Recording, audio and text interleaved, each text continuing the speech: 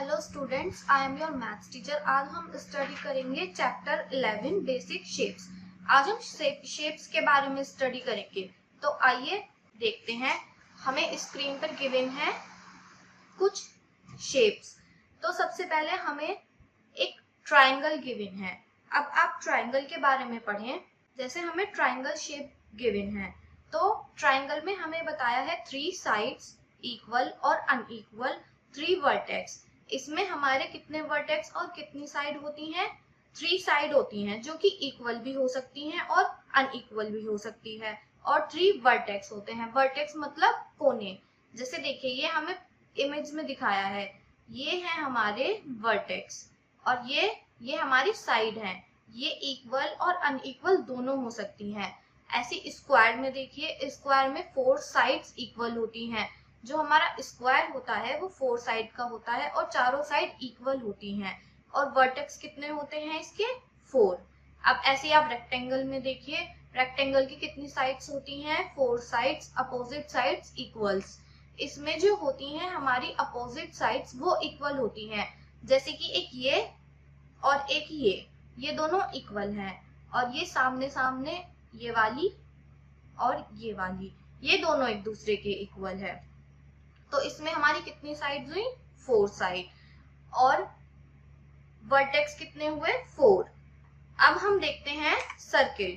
Circle में हमारा no sides no vertex. Circle में तो कोई साइड होता ही नहीं है, जैसा कि आप लोगों को पता ही है। अब हम देखते हैं ओवल। ओवल की भी no side no vertex. Oval में भी कोई साइड और कोई वर्टेक्स नहीं होता। तो आइए इससे रिलेटेड एक एक्सरसाइज सॉल्व करके देखते हैं। तो एक्सरसाइज के फर्स्ट क्वेश्चन में हमें गिवन है, write S in the square, R in the rectangle, T in the triangle and C in the circle। अब जो हमें इमेजेस दी है उसमें स्क्वायर पे तो हमें S लिखना है, रेक्टेंगल पे R लिखना है, ट्राइंगल पे T लिखना है और सर्किल पे C लिखना है। तो आइए हम एक इमेज सॉल्व करके देखते हैं। जैसा कि आप इस बॉक्स में देख रहे हैं, आपको बहुत सारी फिगर्स गिवन हैं। तो अब हमें सबसे पहले सर्किल गिवन है, तो हम सर्किल के अंदर C लिखेंगे। तो पहले हम सबसे पहले सारे सर्कल्स काउंट करके देखते हैं। तो हमारा ये C हो गया। अब हमारा एक और सर्कल है, ये C हो गया। एक हमें सर्कल यहाँ पे गिवन है, ये C हो गया। यहाँ पे गिवन है, ये भी C आएगा। एक सर्कल यहाँ पे गिवन है, ये C आएगा। एक यहाँ पे गिवन है। आप देखिए, और बाकी हमें कोई सर्कल गिवन नहीं है। जो सर्कल हमें गिवन थे उसमें हमने C शो कर दिया। ऐसे आप बाकी इमेज को सॉल्व करके देखिए। अब हम इसके नेक्स्ट पार्ट पे आते हैं।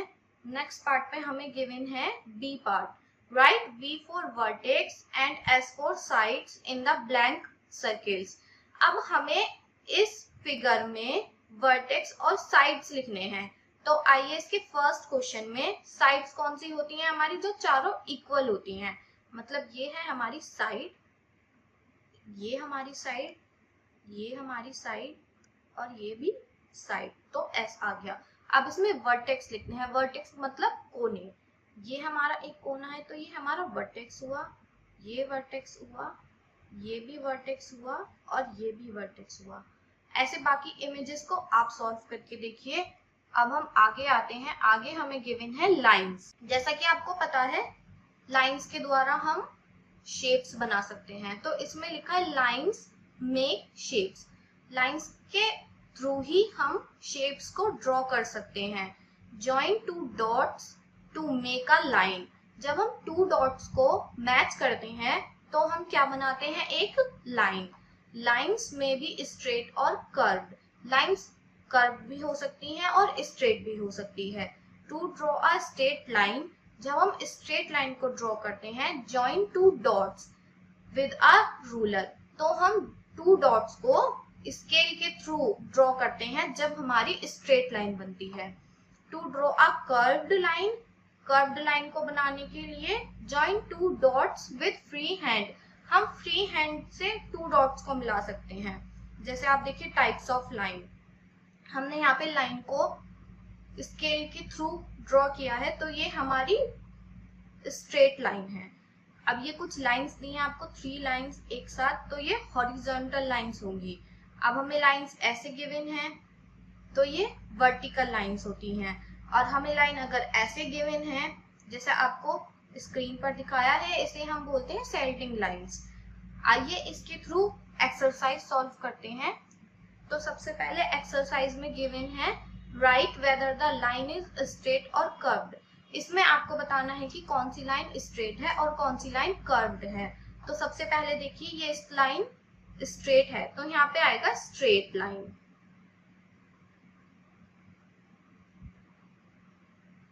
स्ट्रेट। बाकी क्वेश्चन आप ऐसे सॉल्व करके देखिए। अब हम इसके बी पार्ट को देखते हैं। बी पार्ट पे हमें बताना है trace upon the dot to draw different type of line, right there types. अब इन डॉट को ज्वाइन करना है, इन डॉट को ज्वाइन कीजिए और उसके बाद आपको बताना है कि ये कौन सी लाइन है। तो मैंने आपको बताया था जब कोई हमें लाइन बहुत सारी स्ट्रेट दी हुई होती है तो वो कौन सी होती है, हॉरिजॉन्टल लाइन। ये हमारी हॉरिजॉन्टल लाइन है, हॉरिजॉन्टल लाइंस। बाकी क्वेश्चन आप सॉल्व करके देखिए। अब इसका थर्ड पार्ट में हमें गिवन है count the number of the horizontal line, vertical line, straddling line. तो ये क्वेश्चन आप खुद सॉल्व करके देखिए। बाकी हम नेक्स्ट टॉपिक पर आते हैं। नेक्स्ट टॉपिक पर हमें गिवन है ट्रेसिंग आउट प्लेन शेप्स। हमें शेप्स को ट्रेस करके देखना है। We can draw some plane shapes with the help of solid shapes. हम सॉलिड शेप्स के थ्रू कुछ प्लेन शेप्स को बना सकते हैं। जैसे देखिए place any solid shape on a paper. एक किसी भी सॉलिड शेप को पेपर पे रखें।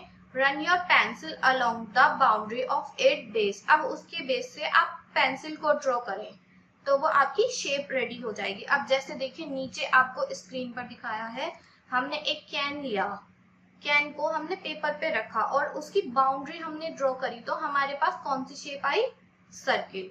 हमने एक क्यूब लिया, क्यूब को पेपर पे रखा, क्यूब को पेपर पे रखने के बाद हमने उसकी बाउंड्री ड्रॉ करी तो हमारे पास कौन सी शेप आई, रेक्टेंगल। ऐसे ही आप एक एक्सरसाइज सॉल्व करें। अब हमें ये बताना है कि name the basic shape you will get by trace. अब हम इन इमेजेस को ट्रेस करेंगे तो हमारे पास कौन सी शेप आएगी। अब ये देखिए हमने एक बॉटल ली, बॉटल को हमने ट्रेस करा तो ये कौन सी फिगर देगी हमको, सर्किल। यहाँ पे आएगा आपका सर्किल। ये बॉटल हमें सर्किल की शेप देगी हमारे पेपर पे। बाकी क्वेश्चन आप सॉल्व करके देखिए।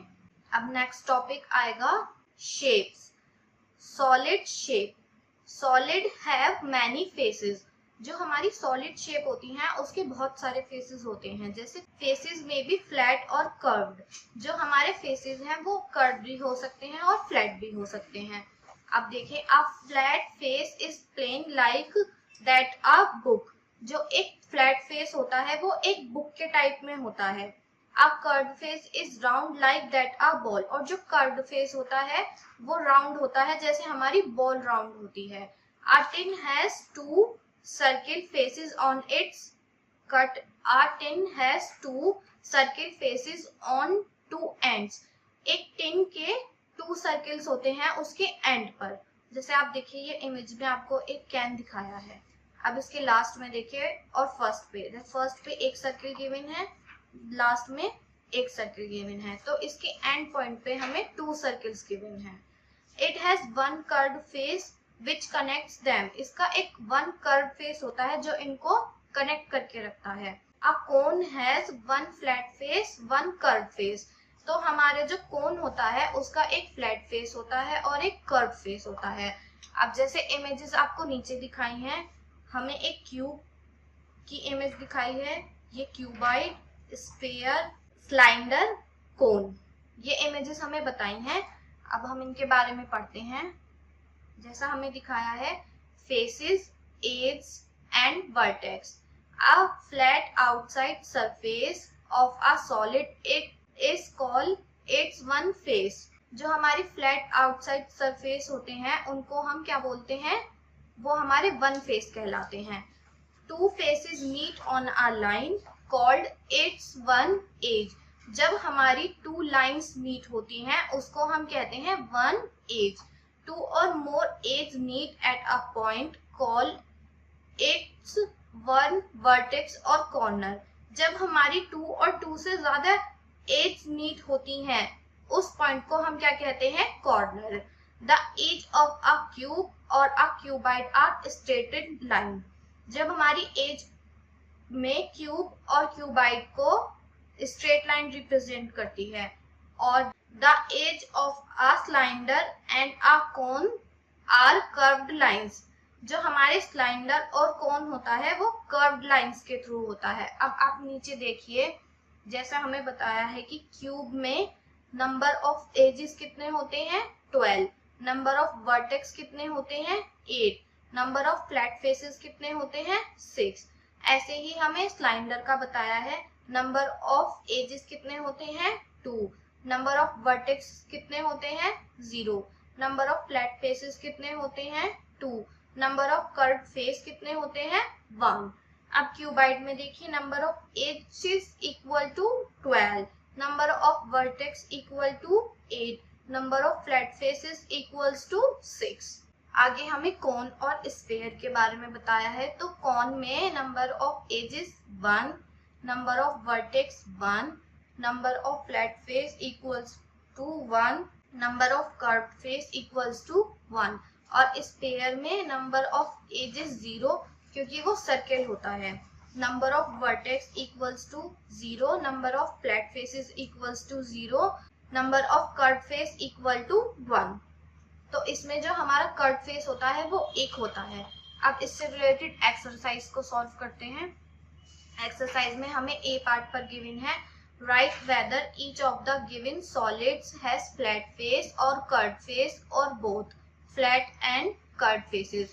अब हमें नीचे दी गई इमेजेस में बताना है कि कौन सा फ्लैट फेस है, कौन सा कर्व्ड फेस है और कौन सा फ्लैट और कर्व दोनों है. तो हमें फर्स्ट इमेजेस में फ्लैट फेस गिवन है. देखिए यहाँ पे आएगा हमारा फ्लैट फेस. बाकी क्वेश्चन आप करके देखिए. अब हम इसका बी पार्ट सॉल्व करते हैं. बी पार्ट में हमें गिवन है, write number of flat faces, curved face, edge and vertex of the given solid shape. हमें नीचे कुछ शेप्स दी हैं, उनके फ्लैट फेसेस लिखने हैं, कर्व्ड फेसेस बताने हैं, एज बताने हैं एंड वर्टेक्स बताने हैं. अब हमें सबसे पहले सर्किल दिया है, मतलब हमें एक बॉल गिवन है और बॉल की कौन सी शेप होती है?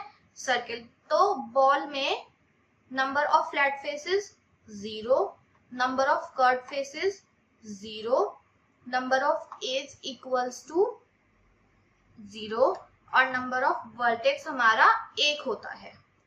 तो ये हमारा आंसर है. बाकी शेप्स आप सॉल्व करके देखिए.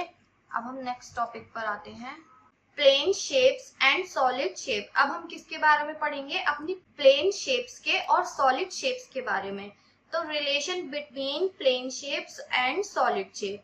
The surface of solid shape are plane shapes. जो हमारे सॉलिड शेप के सरफेस होते हैं वो प्लेन शेप के जैसे होते हैं. जैसे अब आपको एग्जांपल में मैं बताती हूँ. For example, the base of a cone और cylinder has the shape of a circle. जो हमारी कोन और सिलेंडर की शेप होती है वो कैसी होती है? Circle. And the base of a cuboid has the shape of a rectangle. और क्यूबाइड की जो शेप होती है वो रेक्टेंगल जैसी होती है. And the base of a cube has the shape of a square. और जो क्यूब शेप होती है वो हमारी किसकी जैसी होती है? स्क्वायर के जैसे. अब जैसे आपको नीचे एक एक्सरसाइज गिवन है, match the objects with their solid shapes and the shape of their base. अब इसमें देखिए आपको एक कैप गिवन है, इसको देखिए कॉन वाली. तो इसके नीचे हमें एक सर्किल दिया हुआ है, तो ये हमारी किससे मिलेगी? सर्किल से. हमने इसको सर्किल से मिलाया और साइड में फिर हमने इसे कोन वाली शेप से मिलाया. अब बाकी क्वेश्चन आप सॉल्व करके देखिए. अब हम नेक्स्ट टॉपिक पढ़ते हैं. नेक्स्ट टॉपिक है, सॉलिड शेप्स में रोल और and slide. Some solid roll will some slide on a slope. अब हमारी कुछ शेप होती हैं जो रोल करती हैं और जो कुछ स्लाइड करती हैं. A spherical ball rolls down a slope. Ball जो हमारी होती है वो स्लोप पे रोल करती है. A cubical box slides down a slope, और जो क्यूबिकल बॉक्स टाइप होते हैं वो हमारे स्लोप पे स्लाइड करते हैं। Some solids however can roll and slide both depending on how they are placed on the slope. अब हमारी कुछ शेप होती हैं जो कि रोल भी कर सकती हैं स्लोप पे और वो स्लाइड भी कर सकती हैं स्लोप पे, वो उनकी शेप के ऊपर डिपेंड करता है। A cylindrical jar roll down a slope when kept on its curved faces। हमारा जो जार होता है वो स्लोप पे रोल कर सकता है उसके कर्व फेस के वजह से। It slides down a slope when kept on its flat basis। अब वो अपने फ्लैट बेसिस के थ्रू स्लोप पे रोल भी कर सकता है। अब आपको ये कुछ शेप्स गिवन है, इसमें आपको बताना है, तो आइए हम ये बताते हैं। Right which object roll, which object slide और which roll and slide both. अब हमें इनमें बताना है कि कौन सा शेप हमारी रोल करती है, कौन सी स्लाइड करेगी और कौन सी दोनों कर सकती है। तो आइए सबसे पहले हमें एक बुक की पिक्चर गिवन है। अब बुक हमारी स्लाइड करेगी या रोल करेगी? बुक हमारी स्लाइड करेगी, तो हम यहाँ पे लिखेंगे स्लाइड। बाकी शेप्स आप खुद सॉल्व करके देखिए।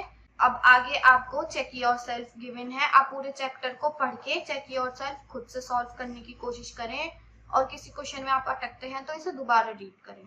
अब हम आपसे नेक्स्ट चैप्टर में मिलते हैं।